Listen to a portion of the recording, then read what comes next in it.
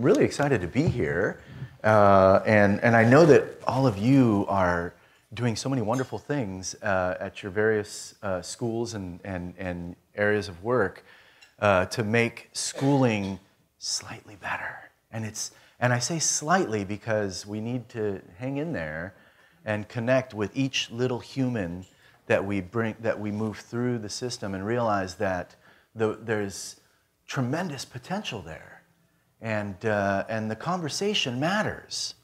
And so I hope to present gratitude as a way of seeing the world and interacting with children and teens in a way that helps bring out the best qualities in them and gives them that hope, which is really the driver of innovation and all great things in society. And it starts very simply with human connection and believing in the potential of students. So anyway, I wanted to just sort of frame gratitude in those terms. I'm going to get into it, but really, truly glad to be here and to be talking with you and to be inspired by you as well. So thanks for being here. And all right, so my talk today is about how grateful students make great schools. And I'm basically going to just lay out the case for why gratitude is so important to have and to practice in schools, just as a way of even not just bringing out the potential of children, but also having a sense of community. You know, it's important to love what you do. We all know that, but young people need to know that too, and they need to experience it firsthand. Gratitude gives us that possibility. So here's what I'm going to talk about, why I do this research. I mean, here I am talking about human connection, so I'm going to just put it out there, you know, where this little seed started in my life. And then I'll get into what is gratitude and just some definition and how we are starting to understand gratitude in the scientific world. Also, it is an emotion, but it's definitely a special emotion. So I'll lay out how it's distinct as an emotion and specifically as a very intentional emotion. Why does gratitude matter as a life skill? Hopefully I can give you a little something there, but you probably already don't need much convincing. Some of the benefits of gratitude to students that we've been learning about in the Youth Gratitude Project research in the last several years. And you know, it's current. Let's just say I'm not going to get highly. I'll spare you the. I'll let you know that I'm not going to get into heavy statistical results. As you probably all know, I mean, it's challenging working with schools. So we've made lots of progress, but I'll share some preliminary results, and I think they're definitely hopeful about gratitude being important to promote in schools. And then I'll actually promotion strategies. I probably won't get into that because we have a workshop later. So and then some conclusions and questions, and that's the talk today. All right. So first, let me walk you through a hypothetical experiment here. I want you to meet Bill.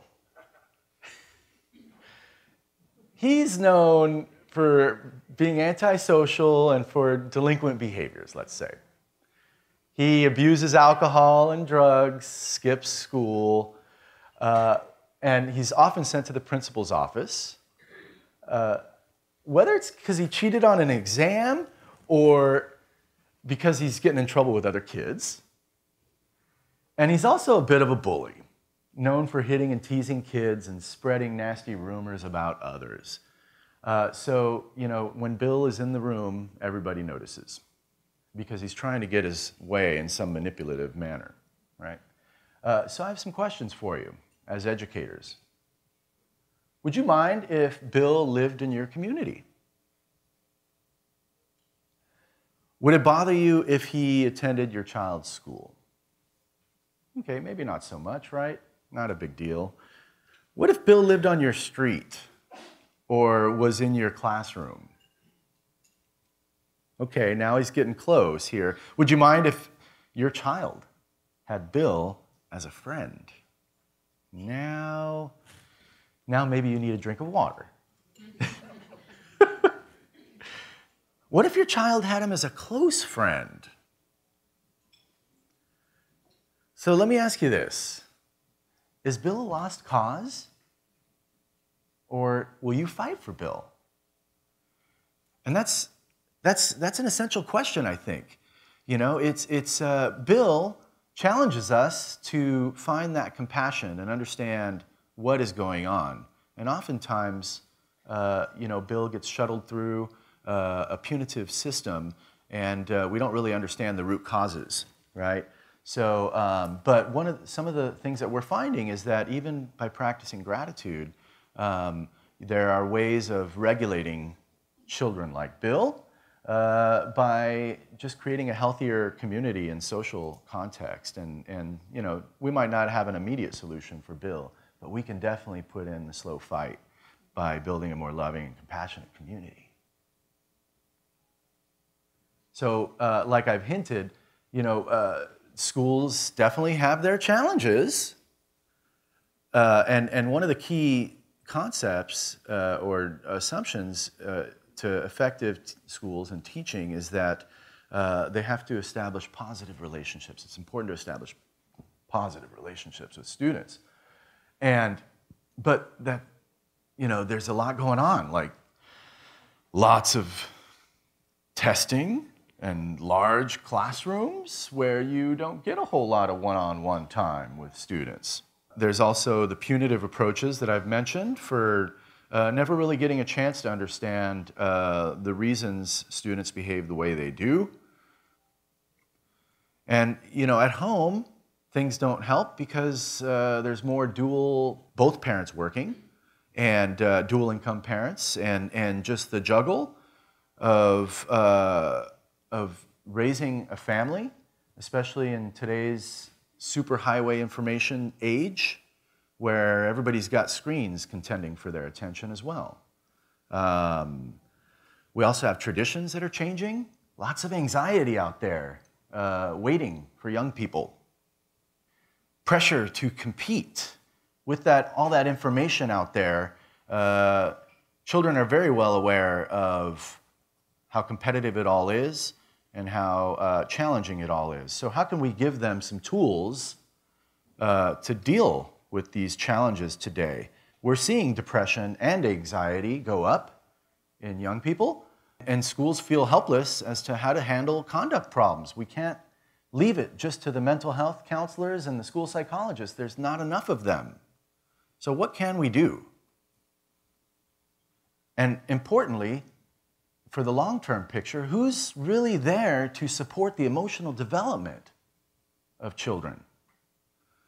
And I'm contending that gratitude can help start that conversation and start these experiences. Okay, so I mentioned that I was going to get personal. So here I am, embarrassingly in the middle. My shorts are too short and my socks are too long. But I'm smiling, and I'm actually pretty genuinely happy here. Miss Chardonnay there on the right side you can sort of see the half of her. But I had her for 5th and 6th grade, and she really turned things around for me. I wasn't really into schooling, and now as a psychologist working in educational research, I know how important it is to have a positive attitude about school and a sense of connection to school in those elementary years. So Miss Chardonnay came in my life just at the right time, where I wasn't yet I was going to be going to middle school, but she figured out a way to really connect with me and to motivate me and all the other students in the classroom. I wasn't really serious about school until Miss Chardonnay's class. And, she had these... so she encouraged me to try to get involved and to be ready for class, and she would have these little quiz questions, and if you answered it, you got a stamp, and you had this card, and you just get a stamp. It wasn't that much of a reward, but it was just enough to get me to try and to engage me and other students. It worked with others. And eventually you collect enough stamps, and then you get to go to this magical drawer in the corner that had full-size Snickers and candy bars. And it was an honor to accumulate the stamps and then walk up to the corner, right at recess and get your reward. And I didn't realize that it was changing the way I thought about school, but it was engaging my motivation. And I've just continued coming back to that as I move forward in this research world of focusing on gratitude. And I realized, wow, Miss Chardonnay really had something. She was able to figure out what my currency was, what students' currency was, and to get them actively involved. And if it's something as simple as stamps and little candies, but there's many ways to do it, and that's just one. And the point of the story is that it's important to just really try to figure out what works for engaging a young person and getting them excited about school. School should be a place of possibilities, even if it's just getting the candy for having the right answer. So with gratitude, I think we can tackle big problems like antisocial behavior and delinquency, and like things like suicide, which depression is one of the biggest predictors of. So we're finding that gratitude helps in these areas. So just putting on a positive youth development lens, we know that all kids need supportive and trusting relationships to grow and improve. And we're also realizing more and more that, that engaging in the effort matters, right? So I'm sure you've heard of things like growth mindset, right? My own third grade boy, I was preparing a lecture for one of my classes, and he saw growth mindset, and he said it, growth mindset. In third grade. So we're making progress, right? And so I was so gratified to hear that. But the idea of engaging, personally engaging students and their motivation is so important to building a positive relationship. And I can tell it's working with Alex and his third grade teacher. And we also know that kids need a place, a safe classroom or home where they feel a sense of belonging and also hope for potential. They need to know that they are going to do awesome things. And we need to just have that conversation. And gratitude provides that opportunity. So these are some significant keys to academic success, but also just to personal success. So, it's really a long-term win as well for the kids after they graduate. So, okay, let's see. So gratitude as an emotion. Well, let's figure out what are emotions first. We know that they're conscious, evaluative reactions to events, right? So they give us information about what's happening in our environment, our immediate environment. And there's different aspects to emotions. So there's the physiological component, and you could see that, anyway, and then you could see that in facial and bodily expressions and nonverbal behavior. And then there's also the subjective part, the part that we feel, that we experience, right? The phenomenology of it. So emotions, it turns out, are quite complex, and they tell us a lot about our world and how to move through it.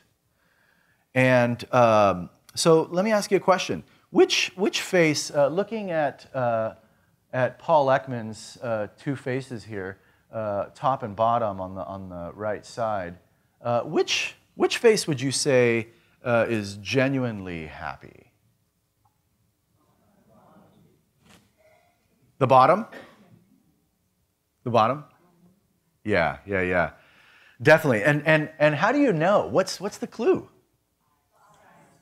Yeah, the eyes. So the eyes are being pulled, right? And then what else besides the eyes?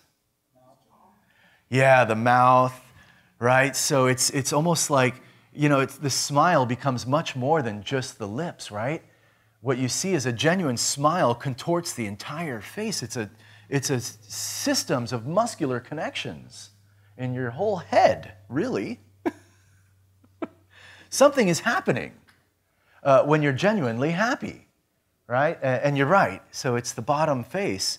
But the point of this is that emotions are very visible and they happen to us and they could spread socially. So here's another example. I have another image down bottom it's an experiment that was done where they basically in the experimental condition, what they did was they injected Botox into your face, into the participant's face, or they injected, and they randomly assigned people to this, so it was an experiment, or you were randomly assigned to get a placebo, just a dermal filler, and then what they did was they had, after getting the shot, they were then instructed to have conversation with another person, and the other person, and the conversation was guided. It was on purpose. It was supposed to generate some different emotions in you, and the point of the experiment was to see how well the person you were talking to, as a participant, how well that person could read the emotions you were experiencing. And can you guess which condition the other person was able to accurately read the emotions better? Yeah, in the placebo. Yeah, so it turns out that with Botox, it's sort of an emotionally flattening, right? It flattens your muscular reactivity. So you get less of the Duchenne smile, and so that's right. And so what happened was basically other people were less able to read the emotions you were going through. Now think about that. If you're having a tough time and you really need somebody to understand what's going on and to be there with you so that you don't feel alone in your suffering, if it's particularly bad, that matters.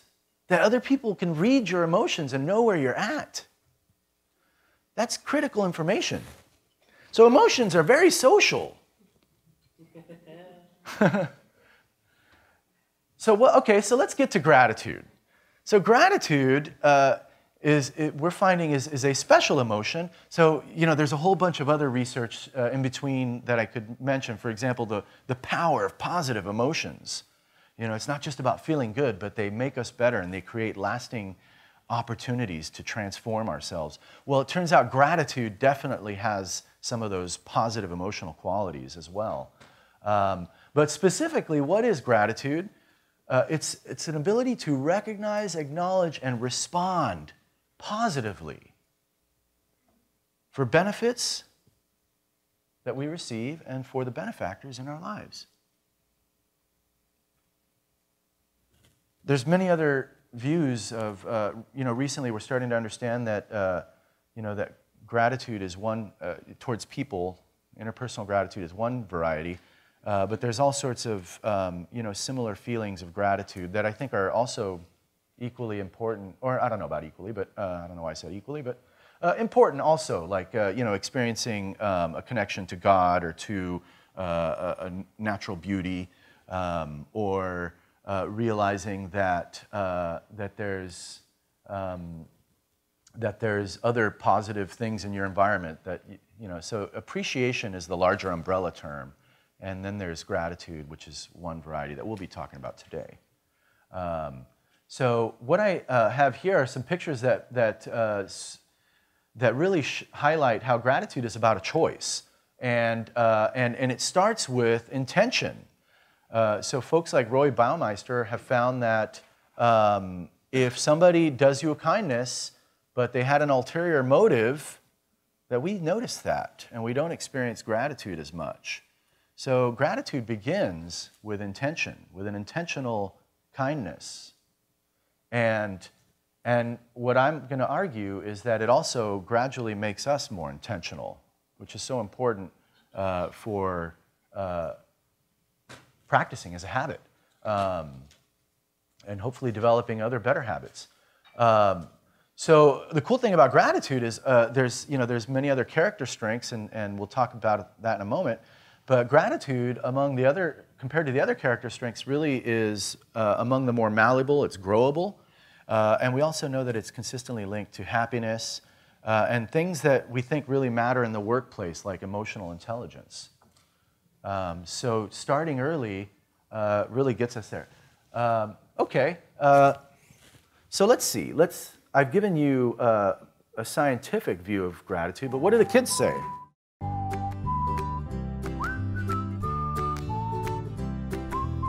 Like, grateful. So, let's see, grateful. Like, it means giving to someone. I don't know. I haven't learned that before. Grateful means we're happy. You say thank you a lot, and you're happy for what you have. You like it, and you're glad that they gave it to you. On my birthday, you got gifts. Yeah. Whenever somebody gives you something, you feel grateful that they gave it to you. Like you love that they thought of you. Let's say they didn't even give you something; they gave you love. I basically think that grateful means like when you get something, you receive something, and you're very happy that they thought of you. I'm grateful for everything that my parents give me. The love that they give me, and hope, shelter. Grateful is when we love somebody. This is what makes me feel like.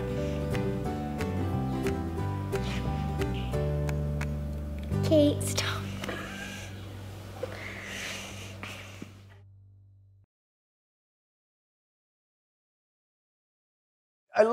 I never get tired of watching that little video, because the kids really tune into it and they get it. It's love. It's love. I can't wait until the research shows oxytocin's also involved with gratitude. But it is about love, and it is about building trust, and it is about human bonding. And it's, so they're right on with the answer. What else makes gratitude a bigger concept than simply being polite or feeling good? Well, we've been doing a strength-based approach to the gratitude curriculum, and we have kids assess their character strengths, and then we have them use their top character strengths, and then we wanted to know besides being connected to gratitude, which is also a character strength. If you measure gratitude as a personality trait and as an emotion, which character strengths is gratitude most connected to or strongly associated with, besides the strength of gratitude, which it was. So the values and action inventory is psychometrically sound, you scientists out there. But beyond that, what was the next strongest association with gratitude? Spirituality. Spirituality was the most strongly connected to gratitude. And so it really is about something bigger, right? The more we delve into gratitude, the more we discover about how incredible our world is and our potential to make it slightly better. And love, like those children tuned into, right? They got it. It was the second most strongest connection, association was love. So we got transcendence, strengths of transcendence, strengths of humanity. What's next? More transcendence. Wow. So gratitude really is about connecting to something bigger, and hope, which we know is one of the most important variables in positive youth development. You have to, it's not enough to be, empty self-esteem does not matter. You have to have the possibility to change things and believe in yourself. And hope has that. So strongly connected to hope as well. Next, this one was surprising. Courage. So the virtue of courage and bravery. And what we started to see with our, we're currently looking into this and trying to explain what this is. These are just the, associations with lots and lots of a pretty large sample. And so bravery, But we saw this in teenagers. There seems to be leadership qualities that come out in the high schoolers who are also higher in gratitude. So it does bring out some leadership. So this is a particularly exciting finding, I think. Okay, so some of the classic research about gratitude and how it functions to promote our well-being. And I'm going to try to move through here to get to, because this is material that you may, you can easily find, and if not, I'm happy to share it with you. But we know that gratitude is like a moral barometer. It tells us that this relationship is important. I better tune in, right? So when we experience gratitude, that's what's happening. It's also a moral reinforcer, and I know as a teacher, as a professor myself, and as teachers, you may all know, or just how important it is to hear an expression of thanks. Right? You might be really tired, but all of a sudden you get that one expression of thanks, and you're ready to hit the pavement again, to continue working harder. Right? How important is that for schools? So it's also a moral motivator. So it doesn't just reinforce benefactors, but it also reinforces others, right? So we're more likely to reciprocate and to pay it forward to others. And we've seen this in one longitudinal study. We're going to be exploring further out whether throughout the teen years this happens. But we know that gratitude is related to wanting to use your strengths to help others and to improve your community, and that it's a cycle, that they increase each other. So just going back to that spirituality idea, there really is about connecting to something deeper and bigger and more important than you. And just recently, we have a paper in the Journal of Positive Psychology getting published that's looked at prosocial behavior and gratitude development over a 4-year period during high school. And we found that indeed there is some kind of a self-improvement function happening. And so we found that, that gratitude growth during high school was related to a concept called intentional self-regulation, which is an executive strategy. It's an executive functioning skill about identifying goals and strategies for reaching them.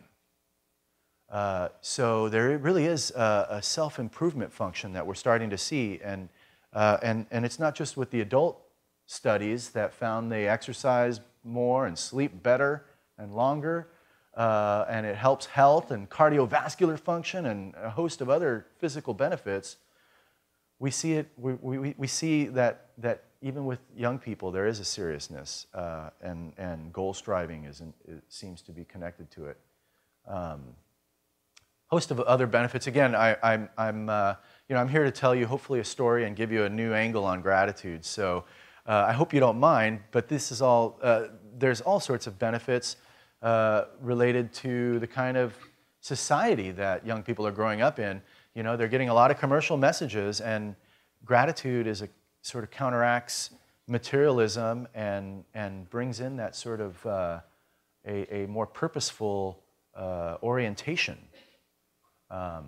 And it seems to be helpful in terms of depression, life satisfaction, but even down bottom. I particularly like that finding. So this idea of flow, right? Using your sort of skills to meet new challenges and getting absorbed and lost in the activity.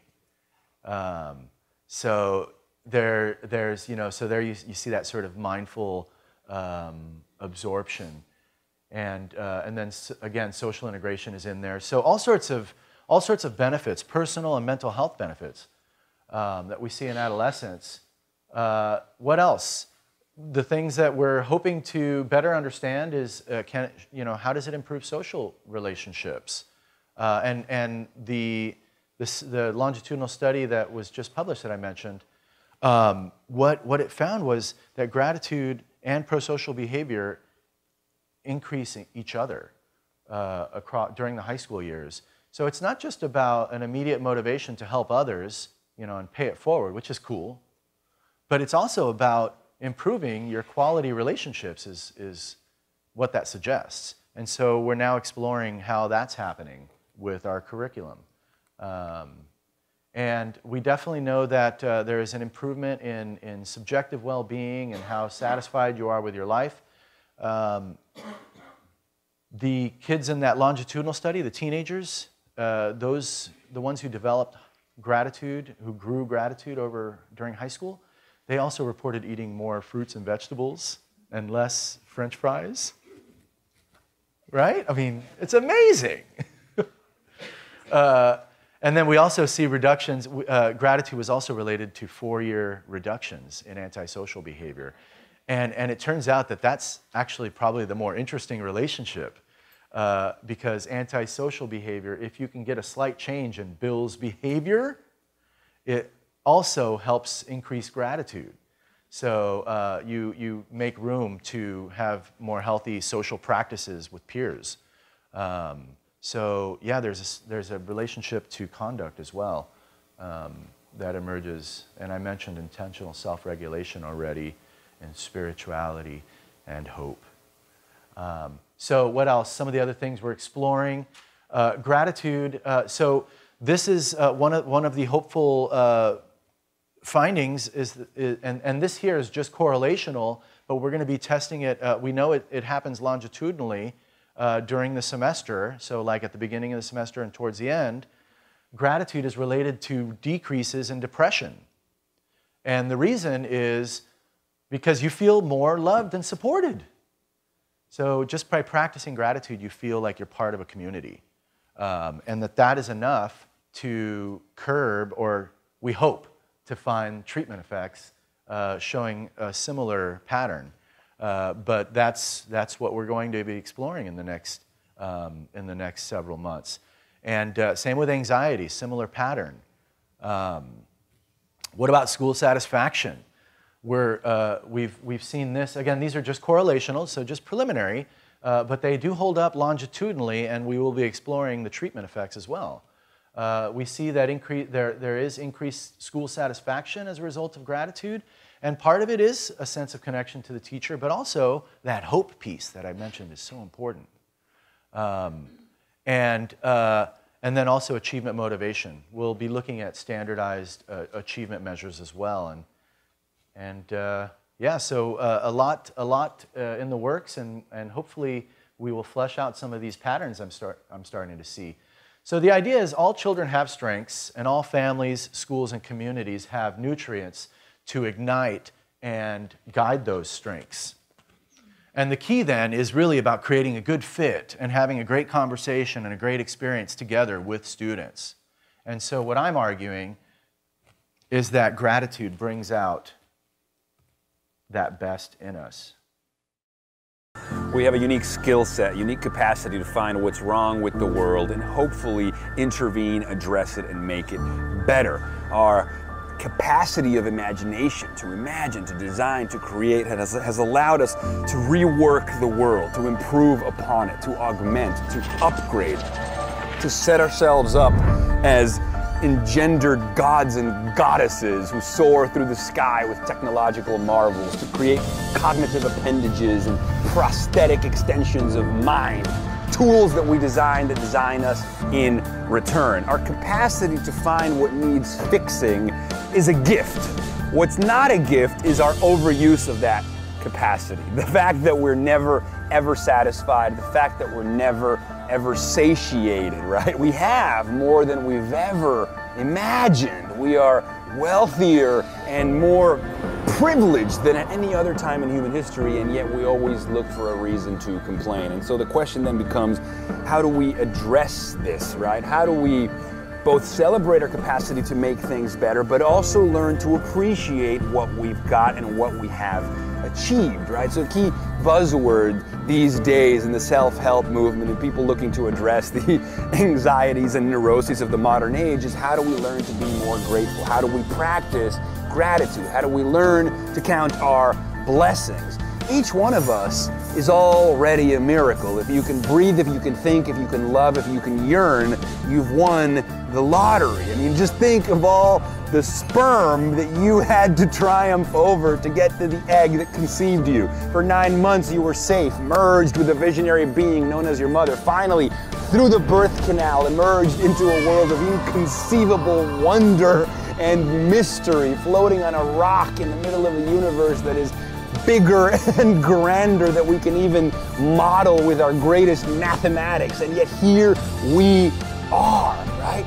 Visionary beings, aware that we're aware, right? With this capacity to engender the impossible, to imagine, to conceive, to create, to design, to upgrade. Again, I've said it again and again, and yet we complain, and yet we're depressed.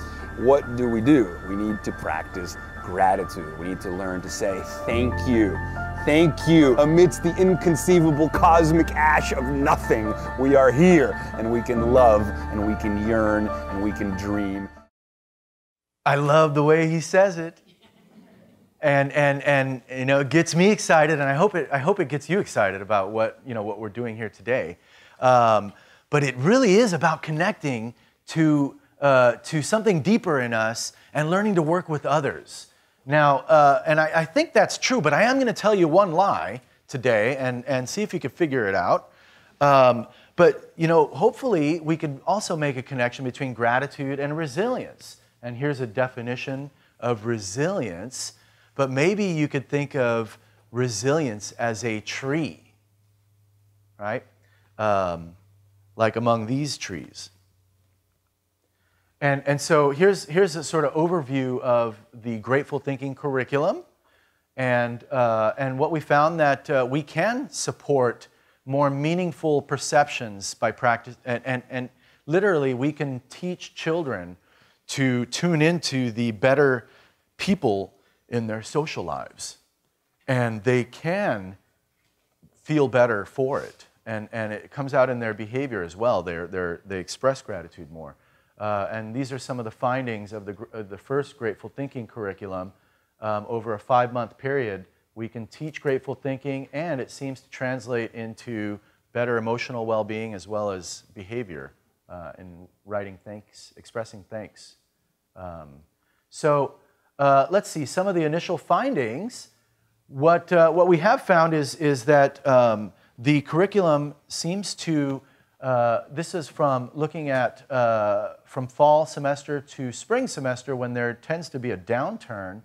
As you can see in the control condition, trait gratitude does go slightly down, as do a lot of other indicators from fall to spring, unfortunately, complicating the research effort. But nonetheless, the students who had the curriculum, they stayed, they kept their trait gratitude stayed up. So it seems like we can do something to succeed in promoting gratitude in children. These are some of the other initial findings that we have. So in addition to improving grateful thinking and affect and antisocial behavior, these were some of the qualities: validation and caring. Literally, these were perceptions of their friends that these elementary students reported increases of compared to the control group. So they're feeling more helped and guided, and more companionship and recreation, more intimacy and exchange. How about that? Getting real and talking about our emotions. I love that. I'm Italian, and I think it's valuable to talk about emotions. And I love that gratitude helps that happen. And friendship satisfaction. So in addition to all the other benefits, here's another one that I'm really excited about: better emotion regulation, because life is hard. And we shouldn't shy away from that. We should face it together and talk about it and look for the people we're grateful for and really face those challenges together, not alone, because that's how we get better.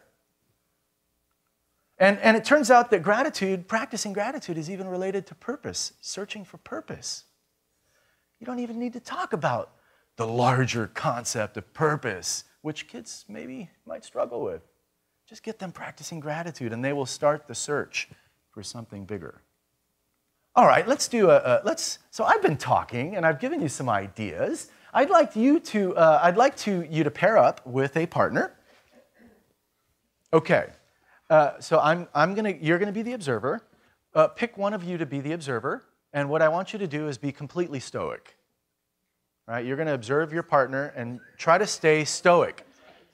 Partner, who's acting, I want you to give your best Duchenne smile. Contort your face by thinking about somebody who brings you great joy in life. And give your best Duchenne smile. Observers, don't crack. Raise your hand, observers. Did anybody succeed in not cracking? Who stayed stoic? Wow. All right. Awesome. It would be interesting to see how they did it, but that's another conversation. So as you can see, when we have a genuine emotion, it shows and it spreads and it can't be stopped. The time is running down here, and so this is all stuff I'm happy to share with you.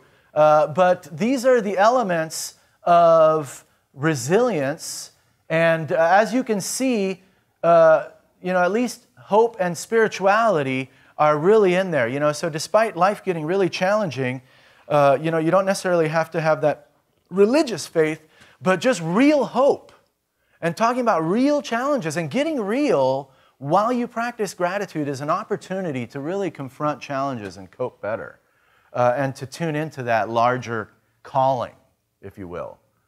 I told you that I was going to say a lie. Can anybody guess what the lie was? No, it is. I am Bono. Here's the lie. I mentioned, think about resilience and a symbol of resilience, and I said you might think of a tree, and I showed you this picture of many trees, and the lie is that this is one tree. 80,000 years old. Connected at the roots. How could society be, gratefully, is the question. And we could only imagine what life would be like, what schools would be like if we practice this simple, universally beneficial behavior that is a bonding, social bonding, friendship building, spirituality infusing, greatness builder of gratitude. And it's just about practice and building that habit. But what can happen if we connect at the roots with simple conversations and understand the whole human behind each and every student that passes through our classrooms? What could happen? We could only dream, but these are some of my dreams. So let's connect deeply like we know great educators do, and positively like we know we need to do to rise above the many challenges we face in today's world. Let's let young people rise beyond that chaos. And let's inspire them like great schools and teachers do. Thank you.